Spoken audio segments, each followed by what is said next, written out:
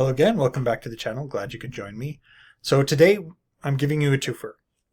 I just recently finished rereading Vampire Hunter D, Mysterious Journey to the North Sea, Part 1 and Part 2, and you really can't review Part 2 without massively spoiling Part 1. Most of the characters, in fact, all of the characters, if I think about it, are all introduced in Part 1, and the conflict is all introduced in Part 1. And so if I give you a review of Part 2, you get massive spoilers for Part 1 if you haven't read it. So I'm just going to go out and review the whole thing all in one go. So Mysterious Journey to the North Sea starts in basically an unnamed town, and a young woman named Wu Lin is going to another place called Cronenberg. She has a treasure with her that she found in her village, and she's taking it to Cronenberg to get it assessed. She meets in this unnamed inn where she's staying the night. She meets two of the characters. We have Toto, who's also called Backwards Toto, and we have Professor Crowlock.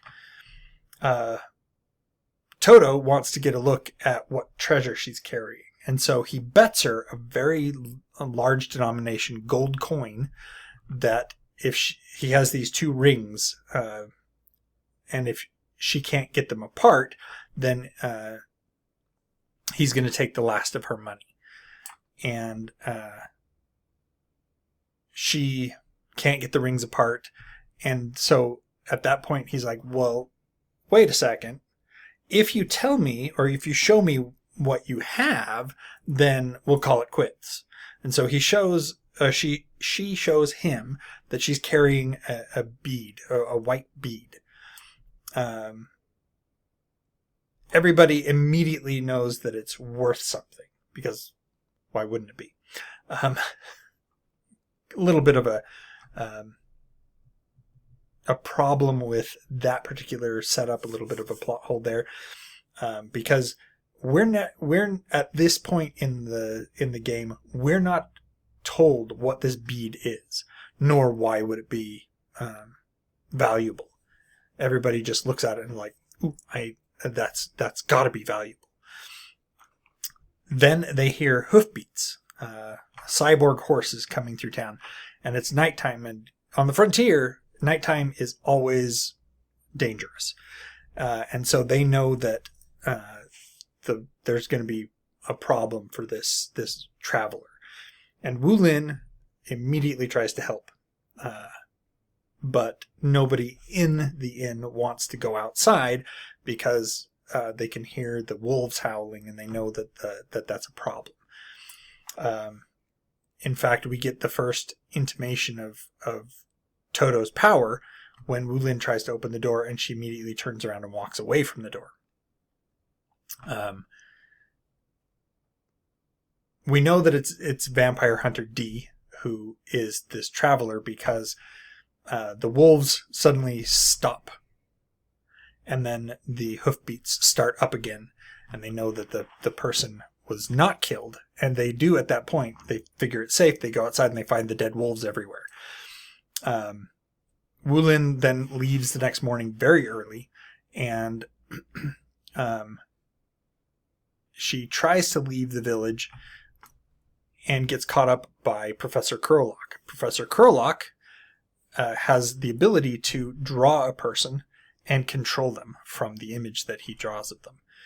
He has a special pen that he uses, and he uses his blood for ink. He actually jabs himself in the arm with the pen and then starts drawing the person. And the better he sketches the person, the more power he has over them. Wu Lin is able to escape him and ends up meeting with D in the forest. And D rescues her from the rest of the villagers who are trying to get the bead from her as well. Wu Lin goes on to Cronenberg, where she is killed for the bead itself. And the bead passes to Vampire Hunter D. And Wu Lin gives him a charge to return that bead to her sister, Su In, back in their village. And so he sets off on this journey to go to the village where Wu Lin is from and to return the bead to her sister. Gilligan is the crime boss. Yes, Gilligan. Yeah. Gilligan is the crime boss in Cronenberg, and he's the one who caused Wu Lin's death. And he has 5 hired bodyguards, all with strange abilities. There's Salmon, who's a woman, Twin, Shin, Kyoki, and King Egbert. Those are the 5. We also have another hunter named Glenn. Glenn is a master of the sword and nearly as good looking as Vampire Hunter D himself. They all get involved in this bead. Admittedly, Glenn gets involved because he wants to kill D, and that's pretty much the only reason he gets involved. Glenn and D meet at the beginning of the book, and D is the first person to cause Glenn any fear, and because of that, he can't stand that there might be somebody out there who, 1, might be better than him with a sword, and 2, is better looking than him. And so his focus is all on killing D. The other 5 bodyguards, as again, you can't have a Vampire Hunter D series without people having strange and quasi-mystic, sometimes mystic abilities that are all thrown in against and pitted against D. So we get to see these different people, their abilities, and D has difficulty in figuring out how to overcome each of these people and their strange abilities. And all the while, Glenn has made it clear that he doesn't care what these other people do. The bead is all theirs. He doesn't care. He just wants to kill D, and he has to do it, and he won't allow them to interfere with him.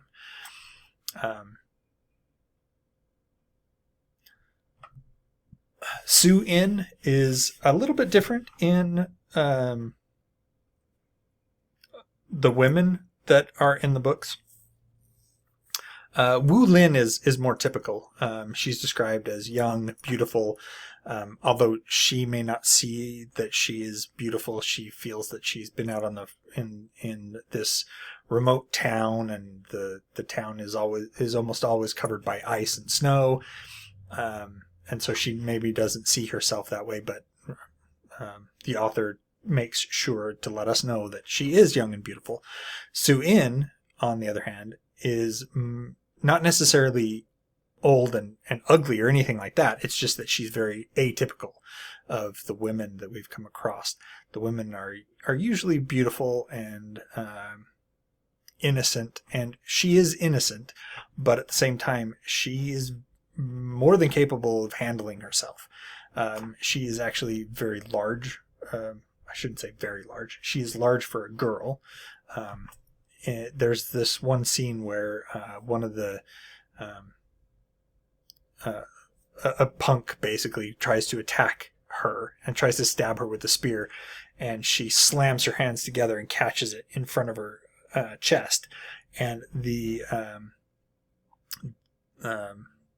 guy who's attacking her lifts up the spear, and Su In is basically lifted up with it, and so she's supporting herself above the guy. The guy's holding the spear up in the air, and Su In is supporting herself with her hands. She is an accomplished hunter herself, not vampire hunter, because they're out in this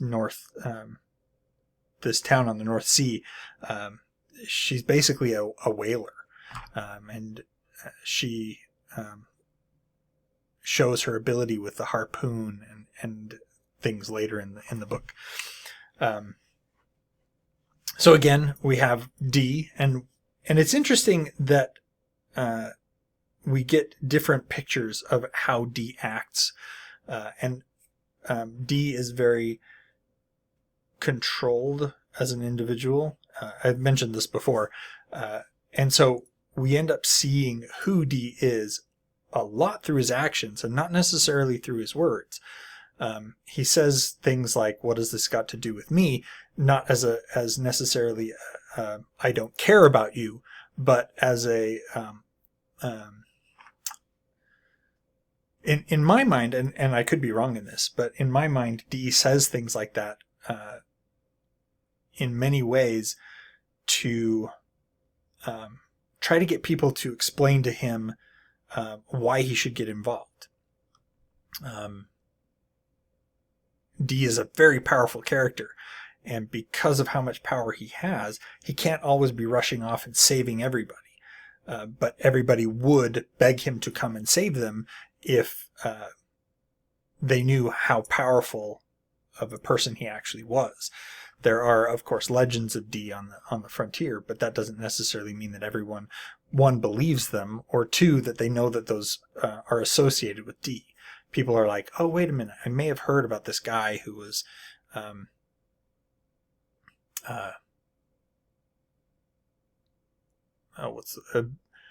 who fits your description, and things like that, and people then say, I've heard these legends, but they can't possibly be true, and so they then end up going to test D, or they then go to beg D to help them.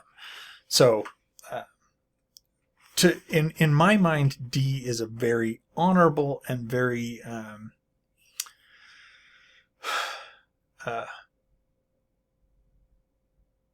he's a good guy, but because of his nature as being half human, half vampire, there's constantly questions thrown in his face, and everybody seems to know, oh, you can't be as powerful as you are, because we know that Dampiers, as they're called, have weaknesses and things like that.